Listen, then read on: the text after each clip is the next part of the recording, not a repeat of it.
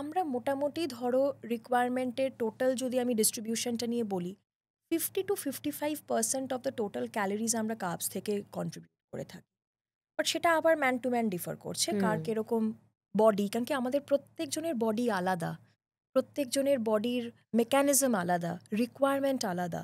তো আজকে হতে পারে যে আমার যতটা পোর্শন দরকার তোমার হয়তো ততটা পোর্শন অবশ্যই। দরকার হবে না, সেটা আমরা সেইভাবে কাস্টমাইজ করি। কিন্তু এখানে কার্বসের সিলেকশনটা আমাদের খুব ঠিকভাবে করতে হবে, যে কী টাইপের কার্বসগুলো আমরা ডে টু ডে বেসিসে, যেমন ভাত, রুটি, হ্যাঁ, ওটস এখন খুব হুম। একটা খুব ট্রেন্ডিং কনসেপ্ট, ডালিয়া, ডালিয়া, এই ধরনেরগুলো আমরা ডে টু ডে বেস, চিড়ে, হ্যাঁ, উপমা, এই ধরনের নর্মাল যেগুলো আমরা ব্রেকফাস্ট বেসন আইটেমসে রাখ, চিল্লা। বেসন চিল্লা এখন ভীষণ একটা ট্রেন্ডে আছে।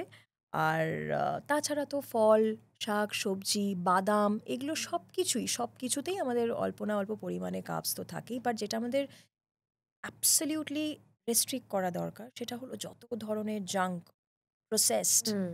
হ্যাঁ, যেগুলো রিফাইন্ড কার্বস, ময়দা, এই ধরনের জিনিসগুলো যদি আমরা অফ করতে পারি বা কাট ডাউন করতে পারি, তাতে আমাদের শরীর অনেক ভালো